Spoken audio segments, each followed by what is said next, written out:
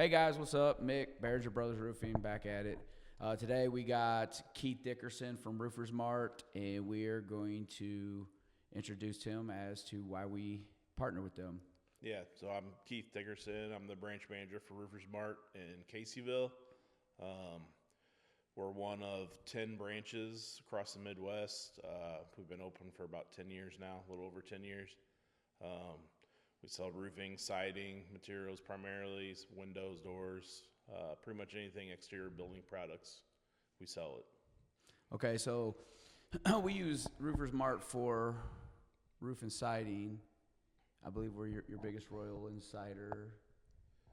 We're tied for first on installs on roofs, right? Yeah, tied for first. We'll call it that. I like that.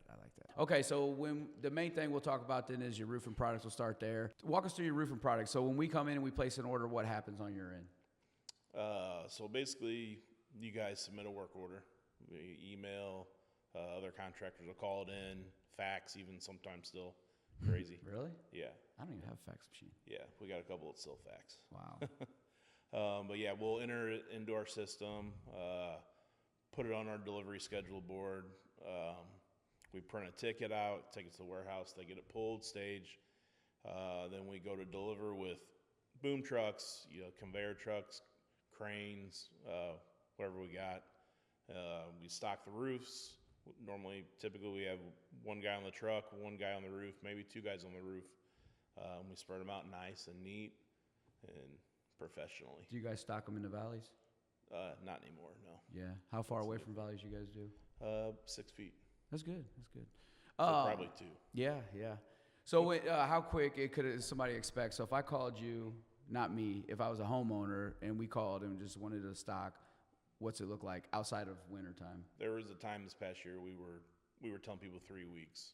There was 3 weeks out. There was some crazy. that were. I mean, there was air supply houses that were 5 to 6 weeks out easy. Yeah, we're better than them. Crazy. Yeah, we never got that bad. Yeah, that's nuts.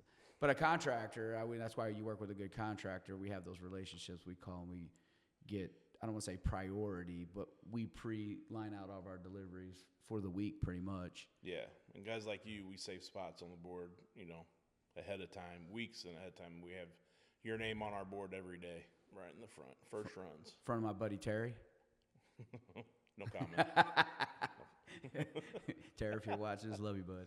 So talk us through your roofing products. What brands do you carry just on the roofing? We'll turn to siding in a little bit. You guys are, I'm a CertainTeed guy, so I primarily try and keep it all CertainTeed. Now walk us through what to expect, and if you can get stuff you don't stock. Yeah, so we just stock 2 lines of roofing material. It's CertainTeed and GAF, which we sell probably a good mix, 50-50. Yeah, we stock. So who's your favorite? Huh? Who's your favorite? I can't say.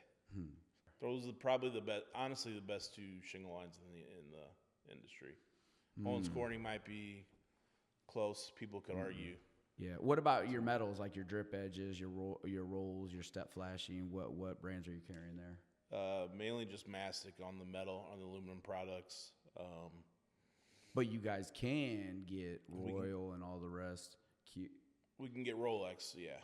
All right, what I said, Rolex, Rolex, yeah. Yep, Rolex is probably our number 2 as far as aluminum goes, any kind of metals. So when we're talking material then, between shingles, because you guys only stock 2, some look at it as a downfall, some look at it as an upside, that you got more, loyalty to those 2, that they take care of you. Is there a difference in material longevity of a roof? Like, do you feel like you see certain shingles last longer than others? Yeah, I would say so, but a lot of it has to do with the install too on your side, right? You got to install it correctly. What's crazy? We tore off a roof that was 30-something. I want to say 38 was the number, but we could not believe that it was 38 years old. It was so old. It was made by, what was it, Globe or whatever? Globe, yeah, that was. Yeah. That's how it did. Man, it was Bill long. Parkin was a rep for Globe. Yeah, dude, it was insane. And they showed us the original invoice. I was like, no way, dude. And I've never seen these shingles before. And dude, they held up great, which is crazy. But it was ice and water. Back then they even put ice and water on the eaves, so they are code and stuff before they made it code. Which let's talk about that, ice and water. They make it code in most places, especially here for on the eaves. It's supposed to be 3 foot past the exterior wall, yada yada yada. Is there a difference in quality of ice and water? I'd say so. I'd say the granulated ice and water is better. Like there's granulated ice and water in their sand. I'd say granulated is better. It's going to hold up better. It's not going to tear as easy. It's thicker. So that's what I prefer. That's what we carry is the Rhino granulated ice and water. I would hands down over sand. And that's the felt you guys, the synthetics you carry too, right? What Yeah, other brands Rhinos. synthetic? Rhino synthetic. We also carry Certainteed synthetic. What are something that homeowners don't think about when it comes to roofing that you like to point out? I would say the number one thing is ventilation. They don't think about how important ventilation is to a roofing system. Yeah. You know, you can drive around and see the contractors that know what they're doing, and not just by the ventilation. You know what I'm talking about? Yeah, Like yeah, absolutely. in a 20-foot span, you see about 12 750s all in a line, or Yeah. Or, you know, so we use a ventilation calculator by Lamanco. And you take the square footage of the house and it'll tell you based on the size, the style, you know, it's generic, but the style of the roof, how much ventilation you're supposed to have, how many lineal footage of this type of ridge. And it's got everybody's ridge vents, 750s, turbines and whatnot. Do you see a lot more people switching to ridge vent or? a lot of ridge vent, especially in this market. Have you And seen in my opinion, ridge vent is the best ventilation with a nice vented soffit. That's a perfect ventilation. Well, you have to have it in to come out. You know, they used to do the side gable vents, which are kind of null. You know, they don't serve no purpose because the ventilation comes in at the top of the gable, goes right out the peak, and you kind of didn't create the cross flow. Yeah. I have seen. Do you guys sell any of those vents that you cut in on the eaves? The event, yep. Yeah. We sell those every now and then. They're not popular. No, but because I don't like to install them. But hey, they're mainly good if somebody doesn't have vented soffit, any kind of inflow. yeah. It's an easier when you're getting your roof done. You can easily put that in. You know what's put crazy that though? in. Even though you have vented soffit, you know most insulators blow insulation in there anyways. And cover it up. Yeah, and they're supposed to put the battens in there, but they don't have the time. Well, some of them do. I don't want to call them all out, but those are some things that kind of fail on the roof. But with ventilation, like you know this, like if you don't have good inflow and outflow, that roof in the summertime just baking the shingles in.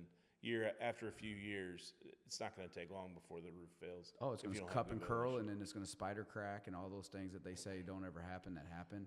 It all plays like that's why there's a system, you know, and that's why you get those upgraded warranties by using the 4 or 5 components based on the system that you put together.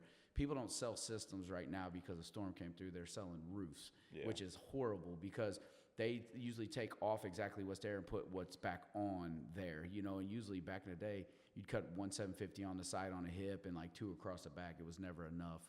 And but you sell the systems, then you get when you get into the warranties, which we'll have a whole nother video on warranties. But warranties are impressive, and at the same time, they're only good as paper they're written on. And I'll give you a good one. Certainteed for sure, 100% fact. I can guarantee you they pay their we did the not only have we had some paid out on just old stuff, we had a discoloration one that literally, I don't even know if it's their fault or not, but they paid out on. And then we did the roof for the lawyer that actually negotiates every year with Certainteed on payouts, and they do like a tier system or something weird. And they dedicated, it was like $20 million. And I'm talking about cross because they do insulation and all that other shit too, but Yeah. they together have a good. I have had some bad experiences with 2 companies we won't name, but one, you can just look them up. I mean, they were on the news. You know what I'm talking about? $50 million lawsuit. And the other one was surprises me because they sell a lot of the raw products to the other ones, which is weird, but they've had so many problems. What tends to be the biggest headache for you guys at the supply house? Probably pain in the ass, needy contractors, to be honest. I'm glad I'm not one of those, right? No. Yeah. All right, so if you had something that, say a homeowner comes to you and just like, give me the biggest piece of advice to what to be aware of, conscious of, when they're doing their exterior, whether it's roof siding, whatever, what would it be? Use a local contractor, I would say. Do your homework. Make sure it's a reputable contractor that's been around for a while in the area that knows what they're doing. It happens too many times where an out of town contractor comes in, they'll do their roof, more likely than not, they don't do a great job. Then they leave town. A year or two later, they're having a leak or shingles are blowing off and they can't get a hold of them. Lines disconnected. And then they have to pay somebody else to come out and fix it. Their workmanship warranty that they can't get a hold of. So I would say definitely do your homework and stay local, buy local. What about products? What would be something you'd tell them about the products when they're picking out products? Certainty and GAF, what Roofers Mart carries, baby. There you go. Because, warranties are warranties, but I do believe there's a difference in all products across the board. And if they got a system package together, you should probably stick with it. There's a reason you're paying more to some people over others. All right, guys. Well, that's Keith with Roofers Mart. Check them out. They're in the St. Louis area. Actually, you're Kansas City, Indiana. Kansas City, we opened a branch in Topeka last year. Where'd Austin just go to? What branch is that? Where's Northwest Arkansas. Arkansas. Over by Bentonville, Fayetteville. They're growing. Home of Walmart. They do a lot of good stuff. The other thing they do is you see these here. It means that you're the stud of their contractors. Each circle means mills. So you got to be top notch. It's but it's just the little things they actually do appreciate the relationships, and their CEO actually comes by and he's not scared to take a phone call from you and get some criticism. So besides that, we have a great relationship, even outside of work. She's all right, but besides that, everything's good. Yep. Signing out, Barringer Brothers Roofers Mart. Catch you on the next one. See you. Thank you.